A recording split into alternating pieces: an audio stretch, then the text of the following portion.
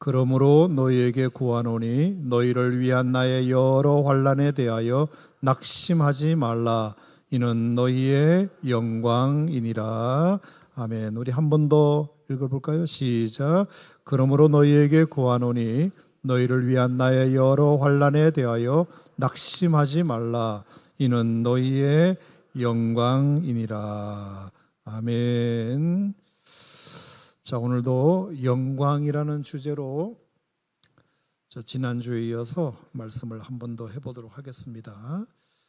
자, 지난 시간에는 하나님께서 우리에게 주신 영광 가운데 하나님께 나아갈 수 있는 영광, 하나님께 나아가는 것 자체가 영광이다. 아멘입니까, 여러분?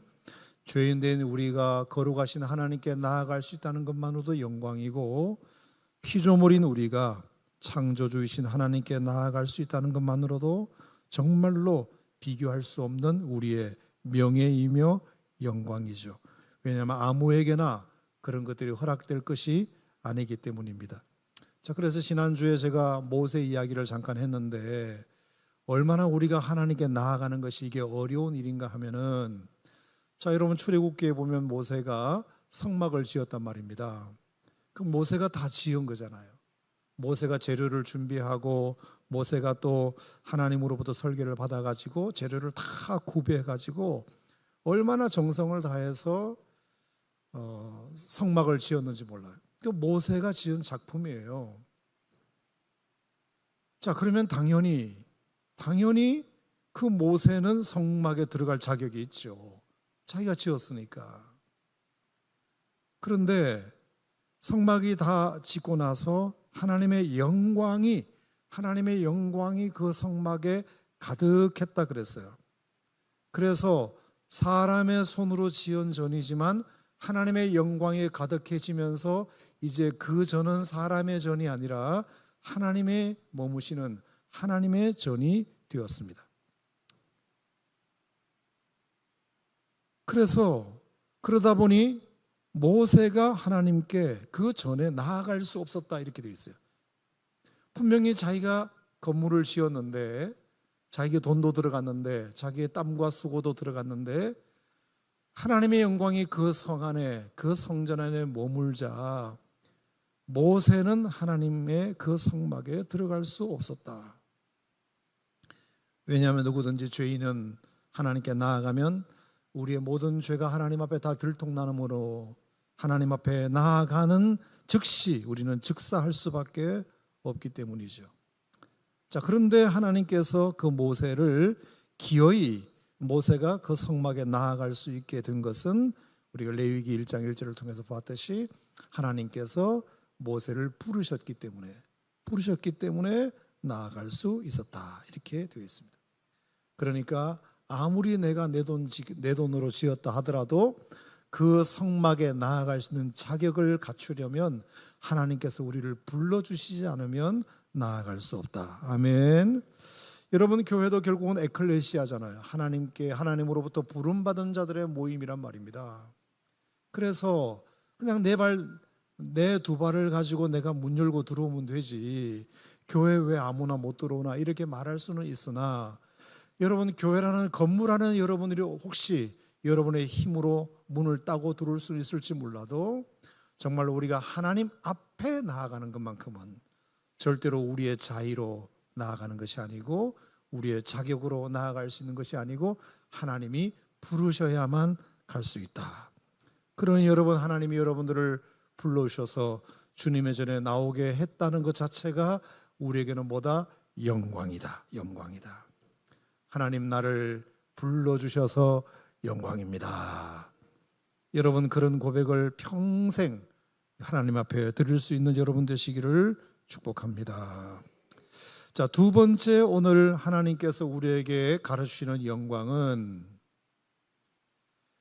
13절 말씀에 너희를 위한 나의 여러 환난에 대하여 낙심하지 말라. 이는 너희의 영광이니라.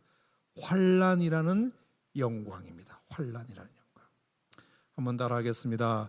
환난이 영광입니다. 한 번 더, 환난이 영광입니다. 여러분, 참 아멘 해주셔서 감사한데, 죄인인 우리를 하나님이 불러주셔서 주님의 전에 주님 앞에 나아갈 수 있게 된 것은 영광이라고 치고, 그런데 내가 당하는 환난과 고난이 어떻게 하나님 앞에 영광이 되냐? 첫 번째 영광은 그렇다 치고, 오늘 말씀드리고자 하는 이 환난이라는 영광은 참 쉽게 동의하기가 어려운, 형통이 영광이고 부유한 것이 영광이고 성공하는 것이 영광이고 평안한 것이 영광이지, 어떻게 환난이 영광이라고 성경은 기록했을까? 오늘 그 이야기를 여러분과 좀 같이 해보려고 합니다. 어떻게 이것이 비교할 수 없는 가치가 되고 비교할 수 없는 영예가 되고 영광이 될 수 있을까? 어떻게 이것이 불행이 아니며 창피한 것이 아니며 부끄러운 것이 아니며 절망이 아닐 수 있을까? 여러분, 그것에는 몇 가지 이유가 있기 때문인 것 같습니다. 자, 환난 자체는 우리에게 영광이 아닐 수 있지만 그 환난에 명백한 이유가 있으면, 그 환난에 명백한 이유가 있으면 그게 영광이 되는 겁니다. 다시 말하면 고생하는 것 자체가 영광이 아니라 그 고생을 왜 했는지가 분명하면 그 고생도 그 환난도 그 실패도 영광이 될 수 있다. 아멘입니까, 여러분? 자, 예를 들어서 히브리서 12장 8절 말씀에 보면은 이런 말씀이 있어요. 징계는 다 받는 것이오늘 너희에게 없으면 사생자요 친아들이 아니니라, 이런 말씀이 있어요. 징계는 다 받는 것이오늘 이 징계가 너희에게 없으면 사생자요 하나님의 친아들이 아니니라. 여러분, 이거 굉장히 역설적이게도 우리가 지금까지 생각할 때에는 징계 같은 것은 없는 것이 하나님의 아들의 증거라고 생각했습니다. 어쨌든 간에 우리를 잘 대해 주시고 성공하게 해 주시고 형통하게 해 주시는 것이 크게 하나님께서 우리를 자녀 삼으신 증거라고 생각했는데, 히브리서 12장 8절 말씀에 하면 오히려 반대로 징계가 없으면 그건 사생자요, 징계가 있으면 하나님의 아들이다, 이렇게 고백을 했어요. 여러분, 듣고 보면 또 이해가 되지요. 왜 그렇습니까? 이게 무슨 말이겠습니까? 이미 하나님께서 버린 자식은 징계할 가치도 없기 때문입니다. 고쳐쓸 생각이 없기 때문입니다. 하지만 하나님께서 우리에게 징계를 내리셔서라도 우리를 고쳐서 하나님의 자녀답게 쓰고 싶어 하시는 하나님의 마음이 있기 때문에 하나님께서 우리를 친아들로 간주하셔서 그 안타까운 마음에 때로는 매를 대시고 때로는 혼을 내시고 때로는 아픔을 주시고. 여러분, 남의 자식을 누가 혼냅니까? 남의 자식은 혼도 안 냅니다. 그냥 내버려 둡니다. 하지만 내 자식이 잘못 가면 어느 부모가 그것을 그냥 넘어가는 자식이 있나요? 부모가 있나요? 매를 때렸으라도 혼꾸녕을 내서라도 징계를 했으라도 바로잡고 싶은 마음이 그게 부모의 마음 아닙니까? 그러니까 물론 하나님께서 우리를 때로는 형통케 하시고 평안하게 하시고 잘 되기를 바라시지만 그 잘 되고자 하는 그 목적을 이루는 과정, 그 프로세스에는 반드시 징계도 포함된다. 위로하고 격려하고 칭찬하는 것도 있지만 때로는 징계, 잘못했을 때 혼을 내면서 징계하고 채찍을 가해서라도 우리가 정신 차리고 하나님 앞에서 바로 살 수 있다면 그건 하나님께서 우리에게 친아들이라고 우리를 자녀라고 여기시는 하나님의 증거다. 여러분, 그렇다고 한다면 그 환난도 우리에게 영광이 될 수 있는 거죠. 아멘입니까, 여러분? 그러니 절대로 하나님을 원망하지 마시고 하나님은 살아계시다면 나한테 왜 이런 고통을 주시나 이렇게만 여기지 말고 그 고통을 통해서 하나님께서 나를 바로잡으시려는, 나를 더 거룩하게 흠없게 하나님께서 나를 더 정결하게 더 성화시켜 가시려는 하나님의 의도와 뜻과 목적이 있다는 것을 믿으시고 하나님, 나를 이렇게 해서라도 나를 깨닫게 하셔서 하나님 앞에 반듯한 성도로 살아가게 하시려는 그 하나님의 의도가 감사합니다. 영광입니다. 이렇게 고백하면 하나님께서 그 환난을 속히 거두실 줄로 믿습니다. 왜? 이미 깨달았으니까. 못 깨달으면 계속 때리는 거지만 아빠 잘못했어요. 내가 이제 왜 맞는지를 알았어요. 라고 고백하면 더 이상 아버지가 매를 댈 수 없는 거잖아요. 동의하시면 아멘. 그래서 환난이 우리에게는 영광이 될 수 있다. 그 말씀을 꼭 드리고 싶고요. 자, 또 하나는 이 말씀을 우리 성경을 한번 찾아봅시다. 자, 베드로전서 2장 20절 말씀을 한번 찾아보겠습니다.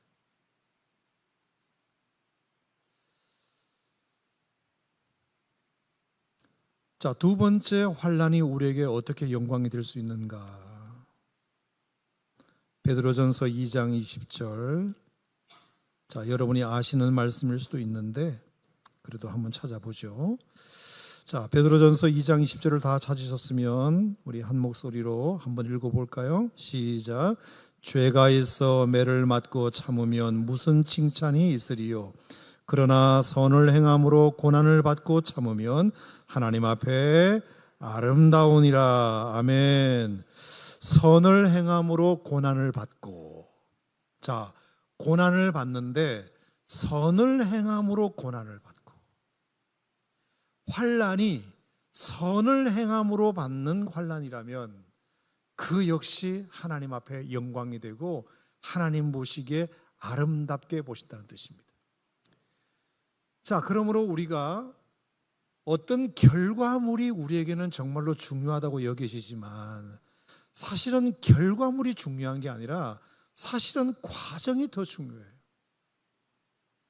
과정이 잘못되었음에도 불구하고 결과가 좋은 것은 그거는 축복이 아닙니다. 근데 과정은 너무 좋았는데 결과가 안 좋으면 그건 축복입니다. 하나님은 과정을 보시지 그 이유를 보시고 의도를 보시지 그 결과물이 우리에게는 하나님 보시기에는 그렇게 중요한 것이 아니다.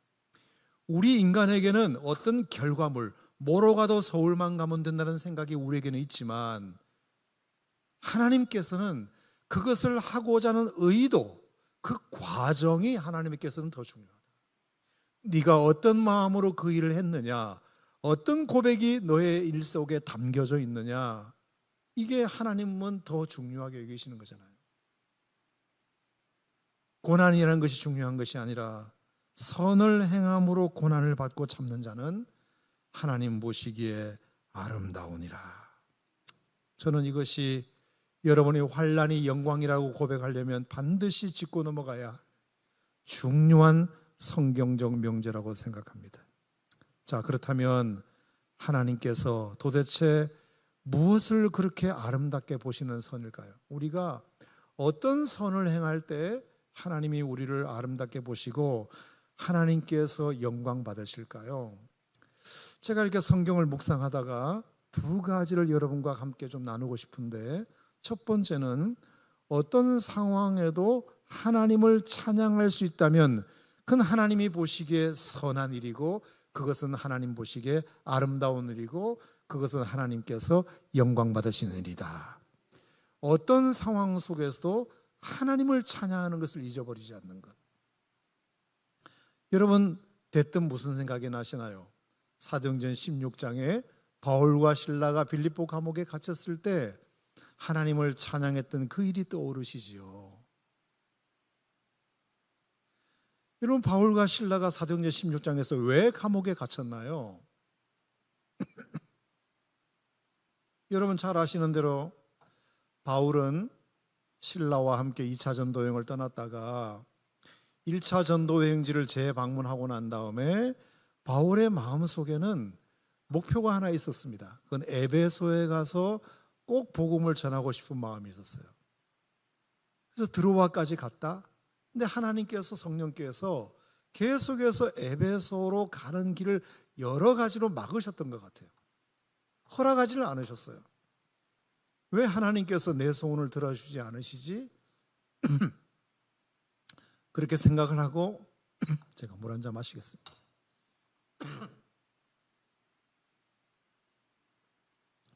우리 이광진 목사님이 코로나에 걸리셨는데 어제 그제 계속 기침을 했거든요. 이광진 목사님을 내가 제일 많이 만났는데 왜 갑자기 기침이 나오는 거예요?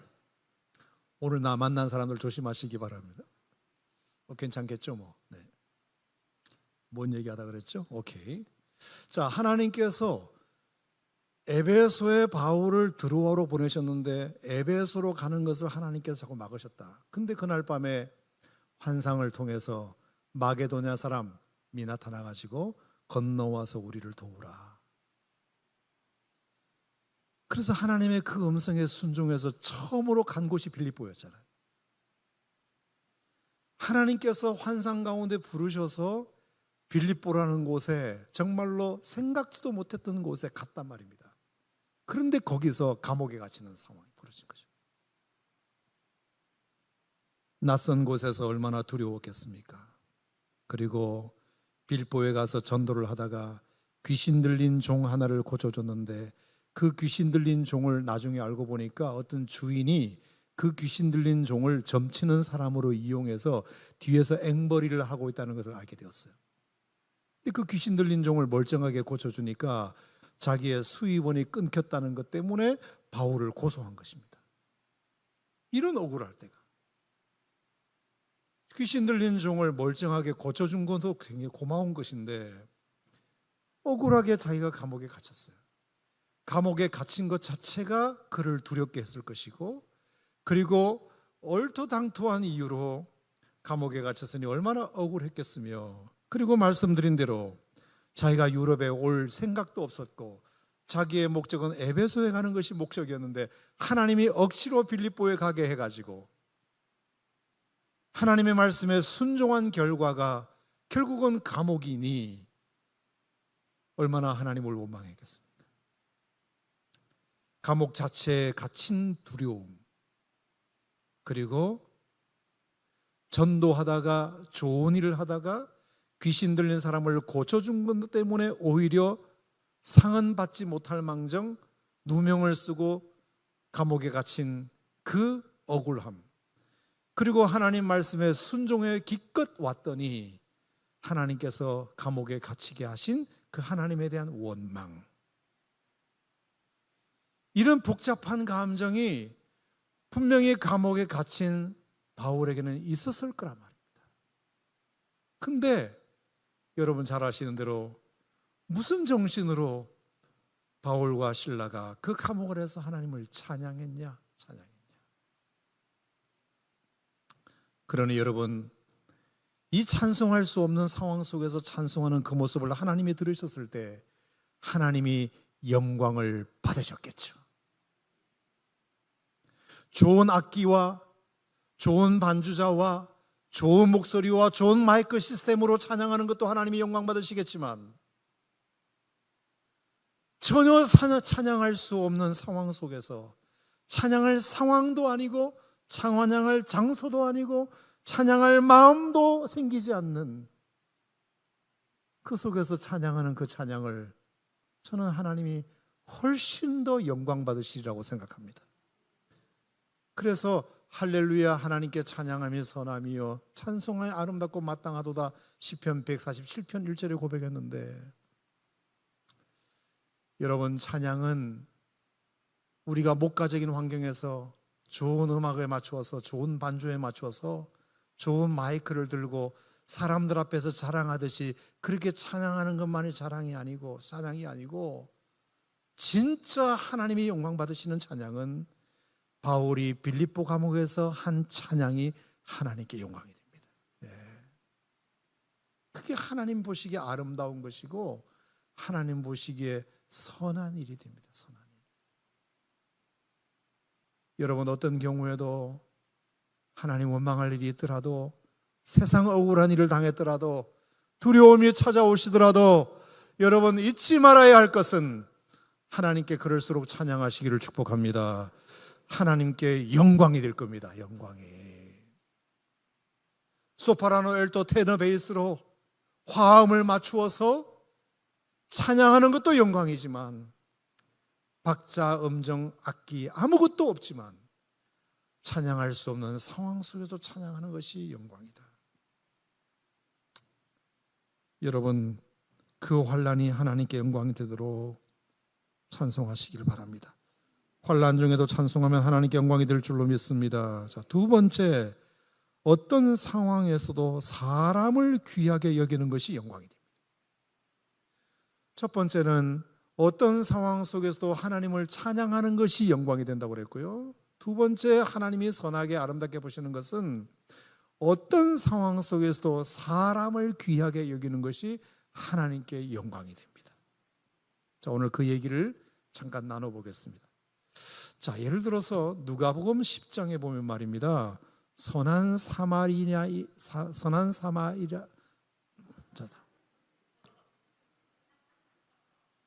오늘 제가 저녁을 좀 못 먹어가지고 이렇게 좀 선한 사마리아인의 비유가 나오는데 제가 다시 한번 이렇게 성경을 오늘 다시 봤어요. 다시 보니까 이게 얼마나 대단한 일이냐 하면은 자 보세요. 강도 만난 이웃이 있었어요. 강도 만난 이웃이. 근데 그 강도 만난 이웃이 예루살렘에서 여리고로 내려가다가 강도를 만났다고 되어 있어요. 그죠? 예루살렘에서 여리고로 내려가다가 강도를 만났다는 구체적인 장소를 언급한 이유가 뭐냐 하면은 여러분, 예루살렘에는 뭐가 있나요? 성전이 있잖아요. 성전. 그러니까 예배 드리고 하나님께 제사 드리고 하나님께 경배를 드리고 이제 자기 집으로 돌아가는, 성전에서 예배 드리고 돌아가는 어느 누군가가 강도를 만났다고 가정을 해봅시다. 옷 벗김을 당하고 매맞음을 당하고 돈 뺏김을 당하고 그리고 쓰러졌습니다. 그런데 예배 끝나고 집으로 돌아가는 한 사람을 뒤쫓아오는 누가 있었냐면은 제사장이 있었습니다. 성경에도 보면 분명히 그 사람도 예루살렘에서 내려가다가 아마 예배를 인도하는 목사님쯤 됐겠죠. 네. 그러니까 오늘 예배당에서 예배드리고 한 성도 한 사람이 집으로 돌아가다가 강도를 만나서 쓰러져 있는 것을 예배 다 끝나고 이제 다시 본인도 집으로 내려가다가 성도가 지금 쓰러져 있다. 물론 제사장이니까 요즘 교회와 성도하고는 좀 차이가 있으니까 얼굴도 모르고 이름도 모를 수 있겠죠. 근데 그 제사장이 그냥 지나갔다 이렇게 돼 있어요. 그냥 지나갔다.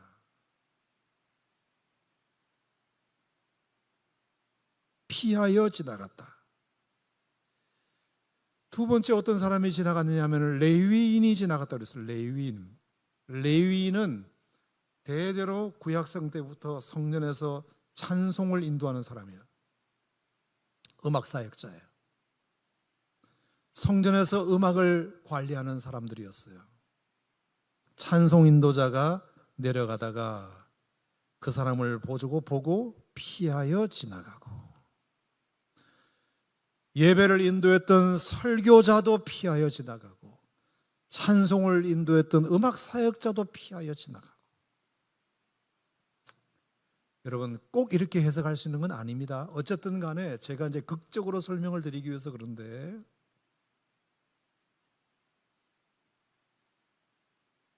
그동안 사역하느라 너무 피곤했으니까, 사역은 교회에서만 하는 거니까 교회를 벗어나고 퇴근하는 순간 나는 이제 사역자가 아니고 자유다.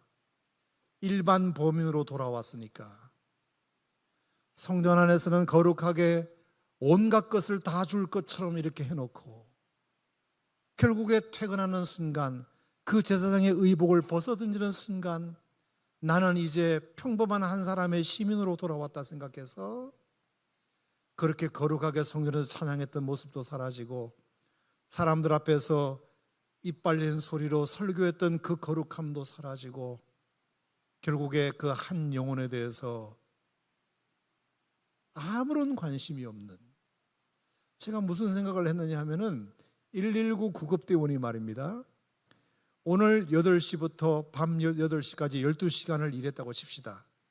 근데 119 출동 전화가 들어오면 당연히 뛰쳐나가겠죠. 근무 시간이니까. 근데 119 구급대원이 저녁 8시에 퇴근을 했습니다. 이제 집에 가는 길이에요. 9시예요. 이미 옷도 다 벗고 사복으로 갈아입고 이제 집이 코앞이에요. 근데 자기 눈앞에서 교통사고 현장을 목격한 겁니다. 한 사람이 쓰러져 있습니다.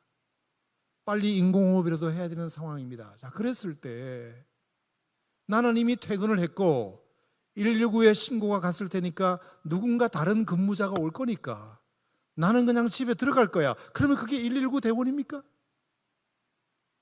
자격이 있습니까? 아무리 퇴근했다 하더라도, 나는 오늘 근무가 끝났다 하더라도 자기가 정말 119 대원이고 평소에 사람들을 살리는 것이 정말로 나의 업이 아니라 정말 이거는 내 삶이어야 돼, 이렇게 마음을 먹고 있다면, 비록 이거는 내 소관도 아니고 이미 퇴근을 했지만 나는 내 집이 지금 코앞에 있고 나는 빨리 가서 잠을 자야 하지만 쓰러져 있는 그 사람을 지나치지 않는 것이 그게 119 대원다운 거잖아요. 여러분, 어떤 직업은 9 to 6로 그냥 9시 출근해서 6시 딱 퇴근하면 정말로 뒤도 돌아보지 않고 자유롭게 그렇게 살아도 되는 직업이 있지만, 어떤 직업은 출퇴근 시간이 정해져 있을 뿐이지만 사실은 24시간 그 일을 해야 하는 직업도 있어요. 그게 레위인과 제사장이잖아요. 어떻게 레위인과 제사장이 9 to 6로 근무합니까? 성도가 필요로 하면 가서 기도해주고 예배드려주고 보살펴주는 것이, 그것이 목회자가 해야 될 일이잖아요. 물론 출퇴근 시간이 정해져는 있지만 그 이후에 급박한 상황이 되면 뛰쳐나오는 것이, 그게 우리가 해야 할 도리란 말입니다. 저는 레위인과 제사장이 그게 부족했던 것 같아요. 예배 끝났다 이겁니다. 오늘 공식적인 집회는 끝났다 이겁니다. 자, 그런데 선한 사마리아인, 여러분, 이 사마리아인은 제가 행동을 보니까 여행 중이라고 되어 있어요. 여행 중이었다 이렇게 되어 있어요. 휴가차 가고 있었던 것 같아요. 휴가 중이었어요. 레위인과 제사장은 퇴근하는 길이었지만 사마리아인은 여행 중이었어요. 1년 동안 수고하고 오래간만에 여름 휴가를 받았어요. 오래간만에 정말로 몇 박 며칠 외박 휴가를 받았어요. 근데 여행 중에 강도 만나 쓰러져 있는 사람을 목격한 거죠. 그러면 훨씬 더 그것은 출근해서 퇴근하는 레위인과 제사장에 비하면 훨씬 더 책임이 덜해요. 자기 휴가 중이잖아요. 휴가 중이잖아요. 게다가 이 사람은 예배와 상관없는 사람이에요. 왜? 사마리아인은 유대인들이 굉장히 경멸했던 사람들이거든요. 경멸했던 사람, 인간 취급도 하지 않았던 사람들이에요. 그 인간 취급도 하지 않았던 사람이 여행 중에 쓰러져 있는 그 사람을 보자마자 어떻게 했는지 설명드려 볼게요. 첫 번째, 불쌍히 여겼다 이렇게 돼 있어요. 성경 그대로 표현합니다. 자, 그럴 수 있다고 칩시다. 불쌍히 여겼다. 근데 그걸로만 끝난 게 아니라 가까이 다가갔다 이렇게 해서 가까이 다가갔다. 레위인도 피하여 가고 제사장도 피하여 갔는데 사마리아인은 가까이 다가갔대요. 자기 스케줄이 있을 텐데, 자기는 지금 다른 방향으로 가고 있는 여행 중이었을 텐데, 휴가 계획이 있는데 그 계획을 따라 지금 자기는 길을 가고 있는데 스케줄이 꼬일 수도 있는 그 상황 속에서 가까이 갔다. 그리고 세 번째, 기름과 포도주를 꺼내어서 상처에 부었다.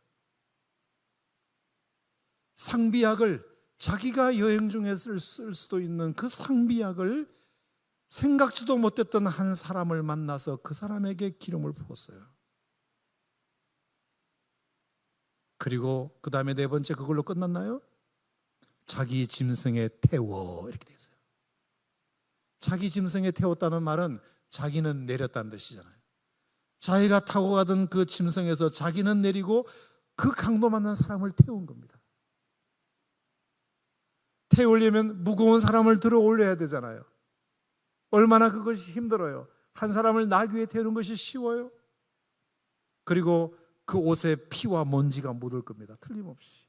내 깨끗한 옷에 그 강도 맞는 사람의 피가 묻고 먼지가 묻어요. 그리고 자기는 내려서 이제 나귀를 타고 왔던 나귀를 자기는 끌고 그 사람을 태워서 어디로 가느냐? 주막에 가요. 여관에 갑니다. 자기가 묵을 숙소는 아니에요. 자기가 묵을 숙소는 저 서울에서 묵을 생각인데 수원에서 강도 만나는 사람을 만나는 바람에 수원에 일부러 여관을 하나 잡은 거예요. 그러면 서울에 있는 여관은 취소해야 되잖아요. 위약금 물어야 되잖아요.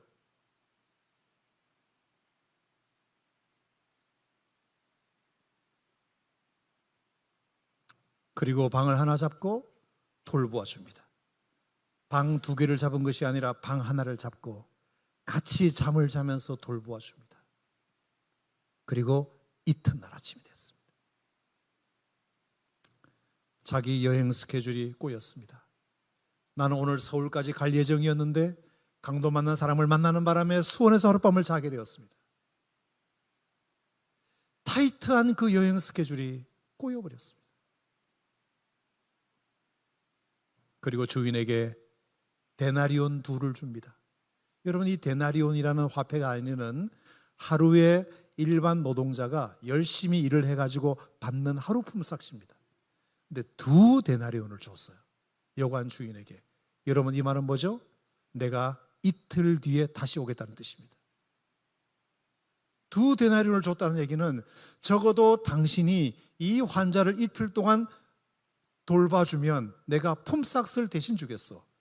그리고 사흘째 내가 돌아올 예정이에요. 그리고 뭐라 그러죠? 혹시라도 내가 스케줄 때문에 하루 이틀 늦으면 그때 모자란 것도 주겠어. 이게 누가복음 10장에 나오는 사마리아인의 비유예요.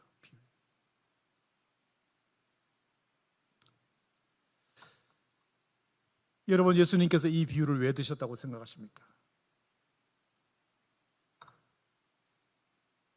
하나님께 영광이 되는 것은 화려한 교회 무대에서, 성전 무대에서 마이크 잡고 많은 사람들에게 존경과 박수를 받으며 설교하고 찬양하고 퍼포먼스 하는 사람이 아니라 어떤 상황 속에서도 사람을 귀히 여기는 사람을 하나님은 영광 받으시고 아름답게 보시고 선하게 여기신다.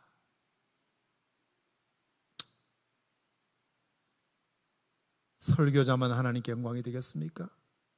찬양 사역자만 하나님께 영광이 되겠어요? 어디에 그런 게 있어요? 정말 하나님이 귀하게 보시는 사람은 하나님이 창조하시고 그리고 어려움을 당한 이웃을 귀하게 여기는 사람을 하나님은 귀히 보시고 그것을 아름답게 보시고 그리고 그것을 통해서 영광을 받으신다. 다윗의 길을 또 하나 해보죠.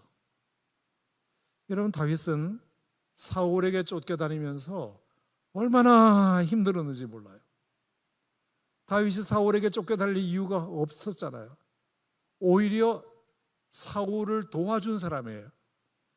자, 골리앗하고 싸울 때 아무도 이스라엘 백성들에게 골리앗을 대항할 사람이 없었을 때 다윗이 나가가지고 골리앗을 물리쳤잖아. 전쟁에서 이기게 해준 영웅이잖아요. 그렇게 해놓고도 사울이 막 그냥 기분 나쁜 한 아줌마들의 노랫가락 한마디에 그냥 상해가지고 사울이 죽인 자는 천천히요 다윗이 죽인 자는 만만히로다, 이 노랫가락 한마디에 마음이 상해서 그때부터 다윗을 견제하고 사울을 볼 때마다 노랫소리가 생각나고, 그렇지만 그래도 다윗은 그럴 때마다 최선을 다해서 섬겼는데 갑자기 얼굴 보니까 또 화가 확 올라가지고 어떨 때 창을 막 던지기도 하고. 여러분, 그러니까 다윗이 지근거리에서 사울을 섬기려고 해도 자꾸 언제 창을 던질지 모르니까, 그래서 내가 이러다가 내가 죽겠다 싶어서 일단 잠깐 몸을 피신한다고 피신한 것이 라마였어요. 라마. 여러분, 라마에는 누가 계셨죠? 사무엘 선지자가 계셨거든요. 그래서 그 사무엘 선지자님이 계신 그곳에, 선생님, 사울이 자꾸 나한테 창 던져서 못 살겠어요. 선생님 옆에 일단 잠깐 며칠이라도 좀 숨어야 되겠어요. 정말 며칠일 줄 알았어요. 그 라마로 피신했다는 소리를 사울이 듣고 라마까지 또 쫓아왔잖아요. 그래서 또 다윗은 도망을 노브로 갔다가, 노브로 쫓아오니까 또 가드로 갔다가, 또 아둘람굴로 왔다가, 그일라로 왔다가, 헤레스폴로, 모압으로 갔다가, 헤레스폴로 왔다가, 십광야로 왔다가, 마온 광야로 왔다가, 엔게디 갔다가, 바란 갔다가, 마온 갔다가, 십 갔다가, 그리고 시글락까지 갔다가 헤브론까지 가는 10년의 세월을 도망다니게 됐어요. 한 두세 주면 끝날 거라고 생각했던 그 도망자의 신세가 10년을 도망다닌 다윗입니다. 다윗이 도대체 뭘 잘못한 것이 있나요? 얼마나 피곤했겠습니까? 이제는 정말로 사울이 빨리 죽어버렸으면 좋겠다. 내가 못 죽이면 남이라도 좀 사울을 죽여버렸으면 좋겠다. 저 사울이 살아있는 한 나는 이제 이 고생이 끝나지 않는다. 이 마음이 다윗의 마음속에 가득했으리라고 생각합니다. 그런데 여러분, 지금부터 제가 드리는 설명을 잘 들어보세요. 실제로 다윗이 사울을 죽일 수 있는 기회가 있었나요? 없었나요? 있었어요. 몇 번이나? 2번이나 공적으로 있었어요. 한 번은 굴에서 뒤를 보러 들어왔을 때 한 번 죽일 수 있었고요. 두 번째는 잠들어 있을 때 또 한 번 죽일 수 있었어요. 다윗은 사울을 얼마나 죽이고 싶었겠습니까? 근데 여호와께서 기름 부어 세우신 종을 내 주를 치는 것은 옳지 않아. 그래서 그 기회를 스스로 포기했어요. 그러다 보니까 결국엔 하나님께서 그의 생명을 데리고 가셨습니다. 결국은 길보아산 전투에서 두 아들과 함께 죽어요. 얼마나 고소합니까? 야호, 드디어 기회가 왔구나. 그의 죽음에 대해서 다윗은 이제 눈물도 안 나올 것 같습니다. 왜? 10년을 당했기 때문에 눈물도 안 나옵니다. 그런데 사울의 죽음 소식을 듣고 다윗이 했던 행동을 몇 가지 소개하면,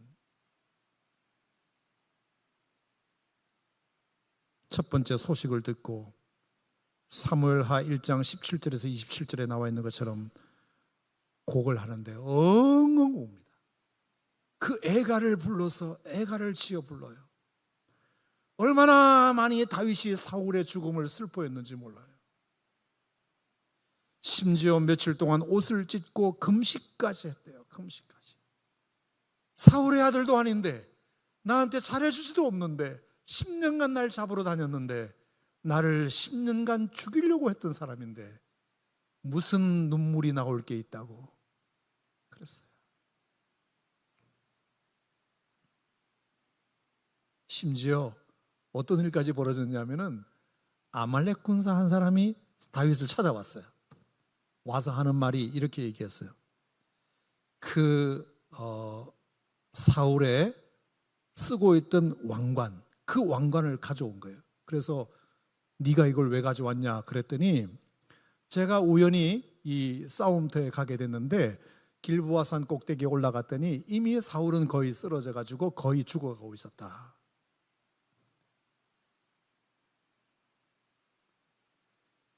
그런데 그 사울이 더 이상 전쟁에 패한 것에 대하여 창피하고 부끄러웠는지 날 보고 마저 나를 죽여달라고 하더라.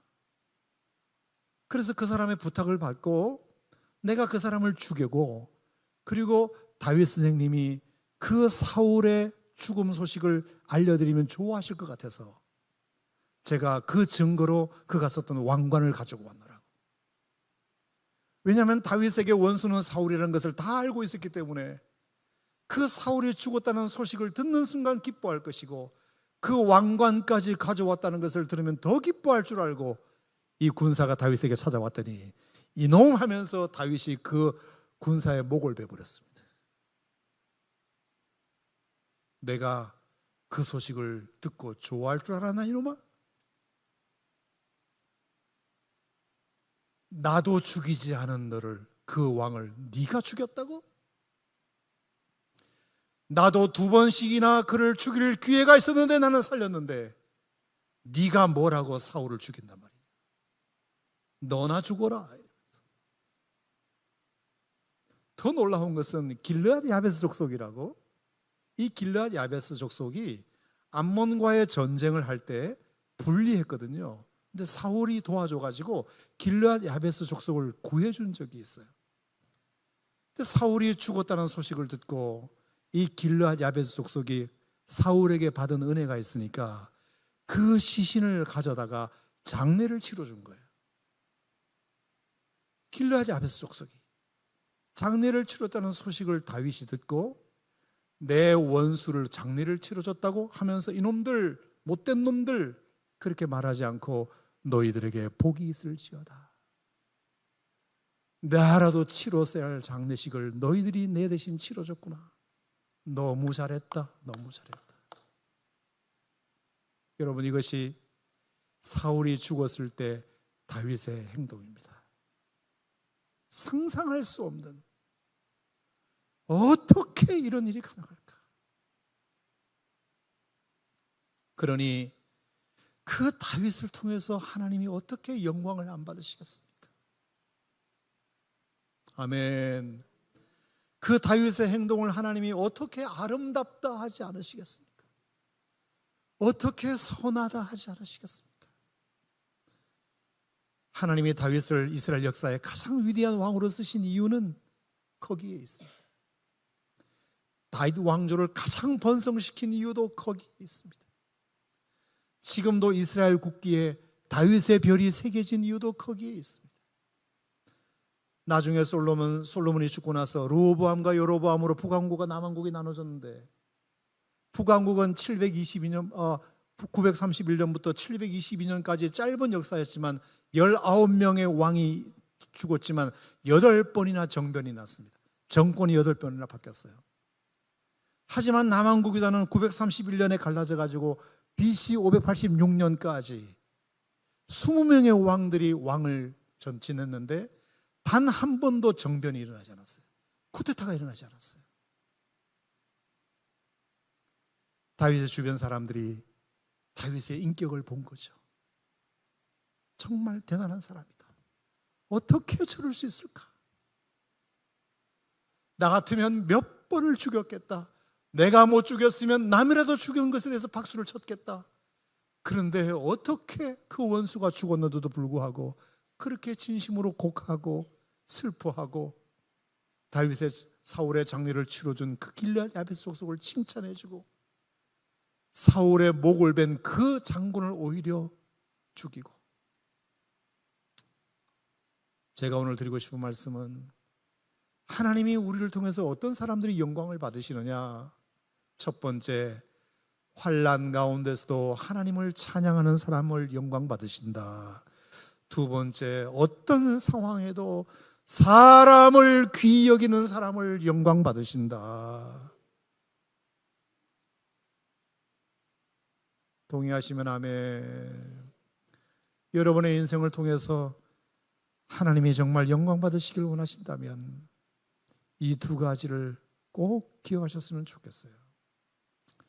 하나만 더 말씀드리고 말씀을 마치겠습니다. 제가 읽어도 성경을 보니까 어떤 사람을 통해서 하나님 영광 받으셨냐 하면은 주님을 위해서 어떤 상황에서도 주님을 위해서 죽는 사람이 영광을 받아요. 순교자예요, 순교자. 마지막 죽음이 늙어서 죽는 것이 아니라 사고로 죽는 것이 아니라, 병으로 죽는 것이 아니라 주님의 이름을 증거하다가 주님의 이름으로 죽는 순교자를 영광 받으시는 거예요. 여러분, 대표적인 사람이 누구예요? 스데반 집사님.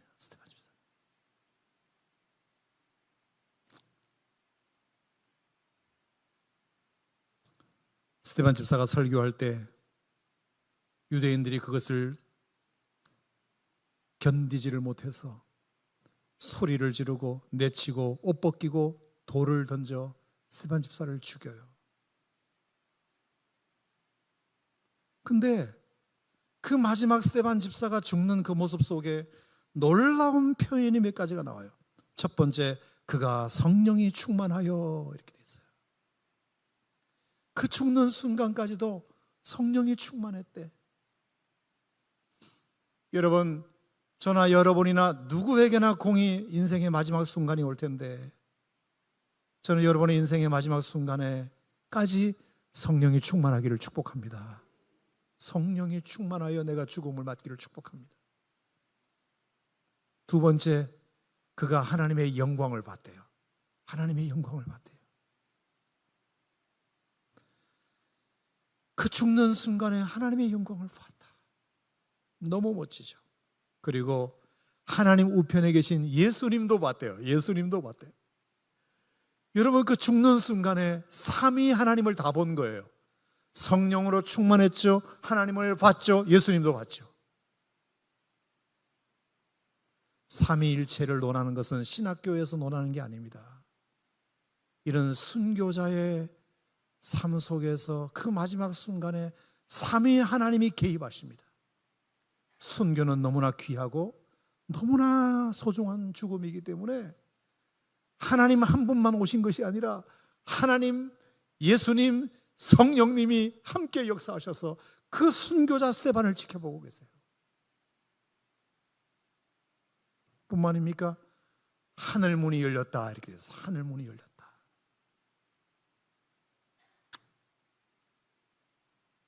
어서 오라고 그 순교자인 스데반을 향하여 하나님이 문을 열어주셨어요. 여러분, 문을 연다는 말은 뭐예요? 웰컴이잖아요. 환영한다는 뜻이잖아요. 여러분, 예배당에 들어올 때 누군가 목사님이 저 앞에서 들어오실 때 문을 활짝 열어주면 기분이 좋아요, 안 좋아요? 좋잖아요. 내가 환영받는 느낌이 들잖아요.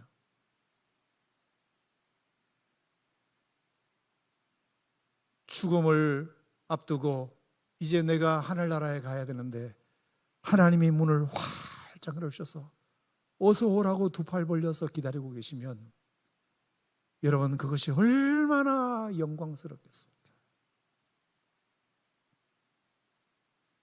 마지막에 스데반의 고백이 너무 멋져요. 뭐라고 고백했죠? 아버지여, 내 영혼을 받으시옵소서. 여러분, 이 고백은 어디서 많이 들어본 고백이죠? 예수님께서 누가복음 23장 46절에 아버지여, 내 영혼을 아버지께 부탁하나이다. 예수님의 마지막 고백이에요. 또 하나 스데반이 이런 고백했어요. 주여, 저들의 죄를 저들에게 돌리지 마시옵소서. 여러분, 어디서 많이 들었던 고백이죠? 예수님께서 십자가상에서 이렇게 고백하셨어요. 아버지여, 저희의 죄를 사하여 주옵소서. 자기들이 하는 것을 알지 못함이니이다. 죽는 순간까지 예수님의 가상칠언 중에 두 마디를 그의 고백으로 남겼어요. 가장 힘든 고백. 내 영혼을 아버지께 부탁하나이다. 그리고 저들의 죄를 용서해 주시옵소서. 어떻게 그 순교자 스데반을 통해서 하나님의 영광 안 받으시겠어요? 여러분, 이제부터 제가 여러분에게 좀 부탁합니다. 하나님께 영광이 된다, 하나님께 영광이 된다, 이게 함부로 지금 말할 게 아닙니다. 우리가 그렇게 가벼운 단어가 아니에요. 이게 독사라는 말이, 이게 카보드라는 말이, 글로리, 이 영광이라는 말이 그렇게 가벼운 단어가 아니에요. 정말로 어떤 사람을 통해서 하나님 영광 받으시느냐? 죄인인 우리가 하나님께 나아갈 수 있는 것만으로도 영광이다. 아멘. 그게 지난주 말씀이었어요. 그리고 오늘은 환난 당하는 것도 우리에게 영광이 될 수 있는데, 그게 뭐냐? 그 환난 자체가 영광은 아니지만 그 환난 중에도 찬송할 수 있다면 영광이고, 환난 중에도 사람을 귀히 여길 수 있다면 영광이고, 환난 중에도 하나님을 찬양하며 순교의 반열에 우리가 들 수 있다면 그건 정말 하나님께 영광이 될 수 있어요. 저와 여러분들에게 이런 영광이 주어질지는 모르겠지만 저는 우리가 이런 영광을 사모하면서 살아야 된다고 생각해요. 우리가 그렇게 살아가면 얼마나 우리의 삶을 통해서 하나님이 영광 받으실까? 얼마나 기뻐하실까? 주님이 부를 때 주님께 달려나가는 그 모습이 하나님께는 영광이 되고, 어려움 가운데 있지만 찬양하는 그 모습이 하나님께 영광이 되고, 너도 어려운데 너도 바쁜데 사람을 귀하게 여기는 모습이 너무나 영광이 되고, 그리고 그 어려움의 끝이 죽음일 때, 그 어려움의 결과가 죽음일 때 그 죽음을 통해서 하나님이 영광을 받으시고. 기도하세요, 여러분. 하나님, 나 이 세 가지 영광 중에서 하나라도 경험하게 해주세요. 하나님께 영광이 되게 해주세요. 여러분, 이 모습이 오늘 이 시간 여러분에게 도전이 되시기를 축복하고, 기도 제목이 되기를 축복하고, 여러분 다시 한번 결단하는 시간이 되기를 주의 이름으로 축복합니다. 아멘. 기도하겠습니다. 하나님 아버지, 오늘 금양로 기도회에 두 번째, 하나님이 어떤 사람을 통해서 영광 받으시는가 묵상했습니다. 이 찬란한 단어, 이 영광스러운 단어가 우리에게도 나타나리라 저희들은 믿습니다. 하나님, 환난 가운데 있지만 찬양할 수 있다면, 사람을 귀히 여길 수 있다면, 그 환난의 끝이 형통이 아니라 죽음일 수 있다면 그것을 통해서 하나님은 영광 받으실 것입니다. 주여, 우리에게 이런 영광을 허락하여 주시옵소서. 이것이 우리에게 기쁨이 되게 하여 주시옵소서. 이것이 우리의 삶을 부욕해 하고 이것이 우리에게 정말로 영광스러운 것임을 우리가 기억하고, 우리 모두가 다 그런 영광 돌리는 삶을 살아갈 수 있는 주님의 백성들이 되게 하여 주시옵소서. 예수님 이름으로 축복하고 기도합니다. 아멘.